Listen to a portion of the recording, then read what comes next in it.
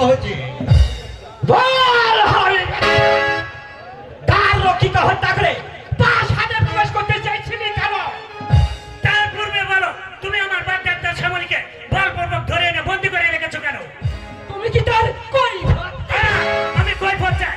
বলো, বিনা অপরাধে কেন একটি সাধু সতীবী নারীকে কলঙ্কের কালিমা এঁকে দিতে চাও? কলঙ্কের কালিমা এঁকে দিতে ওকে আনা হয়নি বেদব, ও না কই আনা হয়েছে আমি স্বাধীন করবো বলে। সাবধান শয়তান, আর একবার এ কথা উচ্চারণ করলে তোর ওই জিভটা আমি টেনে ছিঁড়ে ছেল করতে চাও।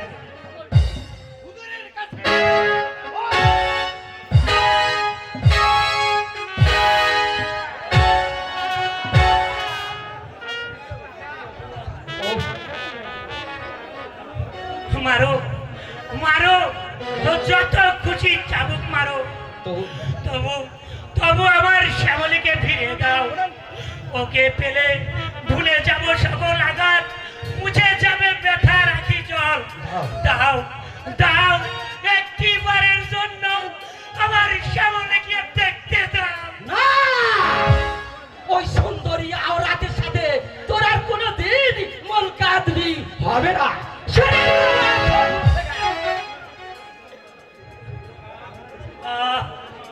মারো, যত খুশি চাবুক মারো, তবু তবু আমার শ্যামলীকে ফিরিয়ে দাও। কাছে পেলে ভুলে যাব সকল ব্যথা, মুছে যাবে ব্যথা রাখি জল। দাও দাও, একটিবারের জন্য আমার শ্যামলীকে দেখতে দাও। না, ওই আওরাতের সাথে আর তোর কোনোদিন মুলাকাত হবে না। আহ আহ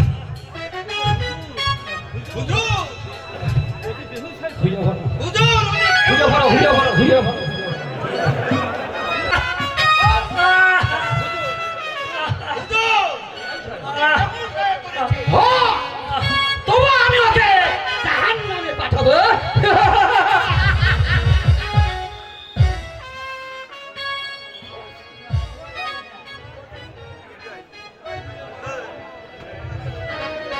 ভালো করে জানা আছে। তুমি আবার এত কিছু জানতে গেলে কেন? আপনি জান প্রয়োজনে আমি জানতে চাই, ওই কারাকক্ষে ওই মেয়েটিকে।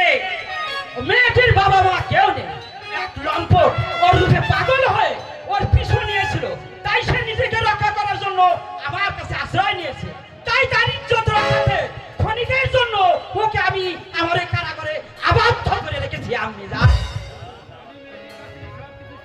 আমি ওই মেয়ের কাছ থেকে সবকিছু শুনেছি কালিকা। তুই আজ মিথ্যে কথা বলে তুই আমাকে ভোলাতে পারবি না কালিকা। যাক, ওকে আজ সান্ত্বনা দে। কে তুমি বাবা? ওঠো, বলো তোমার কি অভিযোগ। কে কে আমাকে বাবা বলে ডাকলো? কে আপনি? রানী, মা, আমাদের মা। হ্যাঁ বাবা, তার বিরুদ্ধে তোমার অভিযোগ বলো বাবা। শাহজাদা কালিকার বিরুদ্ধে মা।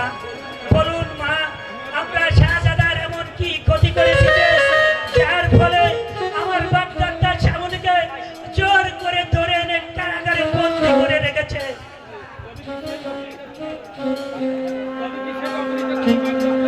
তাহলে কি ওই মেয়েটি তোমার বাগদত্তা? হ্যাঁ মা, তাকে উদ্ধার করতে এসেই তো পেয়েছি চাবুকের পর চাবুক। তোমাকে আর এই শয়তানের শাস্তি ভোগ করতে হবে না। আমি তোমাকে ফিরিয়ে দেব বাবা। সত্যিই দেবেন মা? বেশ, তবে আমিও আপনাকে কথা দিলাম, আমার প্রিয়তমাকে ফিরে পেলে ওর দুটি হাত ধরে চলে যাব এ রাজ্য ছেড়ে অনেক দূরে, অনেক দূরে। না বাবা, এই রাজ্য ছেড়ে তোমাকে যেতে হবে না। আমার এই রাজ্যে তুমি সুখে শান্তিতে বাস করবে, আর আমার সহযোগিতায় তোমরাই রক্ষা করবে এই দেশের মানুষকে। যাও বাবা, এই মুহূর্তে তুমি এই প্রাসাদের বাইরে চলে যাও। আমি সেই বন্ধিনীকে মুক্ত করে দিচ্ছি। তাই যাচ্ছি মা। তবে আমিও জেনে গেলাম যে একটি শয়তানের প্রাসাদেও মানুষ আছে, মানুষ আছে, মানুষ আছে। না না, তোমার এই স্বাধীনতাকে আমি কিছুতেই মেনে নিতে পারছি না আম্মি জান। আমার চলার পথে বাধা হয়ে দাঁড়াবে। আমি মায়ের মর্যাদাও ভঙ্গ করতে।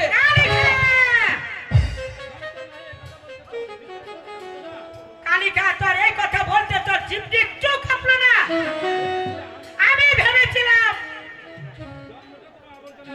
জন্মতে তোমার ওই আবর্জনায় হলে পরেও তোমার দিলটা থাকবে ফুলের মতন পবিত্র, কিন্তু এখন দেখছি সবই ভুল। কালিকা, বুঝতে পেরেছি খারাপের রক্ত কোনোদিন খারাপই হয়, ভালো কখনো হতে পারে না। তাই তো আমি এই সারা রাজ্যটাকে যাকে পরিণত করতে চাই আম্মি জান।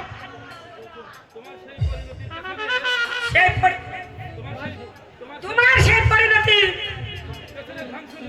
পিছনে যে তোমার ধ্বংস লুকিয়ে আছে কালিকা। এই দুনিয়ায় তুমি যা কিছু দেখছো সব কিছু যে ভুল।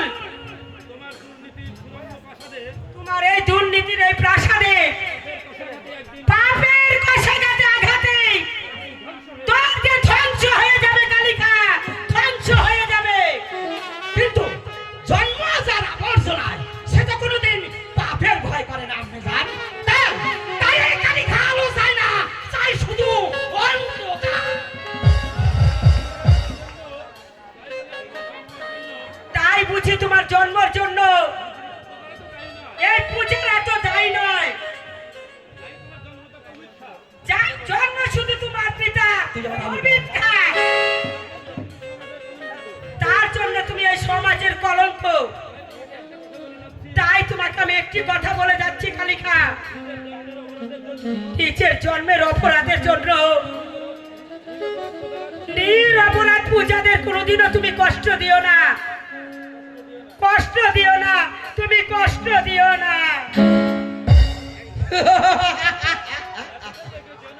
এতটুকু এগিয়ে যেও না আম্মি জান, তাহলে কিন্তু এই কালিকা ভুলে যাবে মায়ের পদ।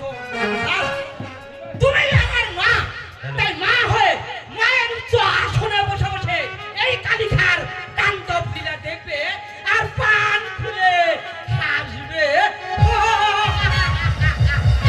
হ্যালো, কালিকার অভিনয় দেখে আমাদের দুর্গানগর ইউনিয়নের ভারপ্রাপ্ত চেয়ারম্যান সাহেব কিছু টাকা উপহার দিয়েছে, ওনাকে অনেক অনেক ধন্যবাদ। উপহারটি ধন্যবাদের সঙ্গে গ্রহণ করা হলো।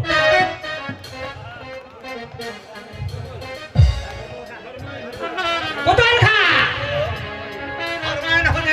যা, বন্দীকে নিকে এখানে হাজির করো।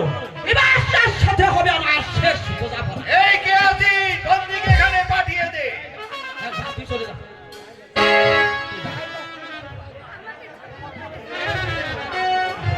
না না, আমি জানি সকল কাজে আমি জয়ী হলেও মায়ের কাছে আমি সর্বদাই পরাজিত।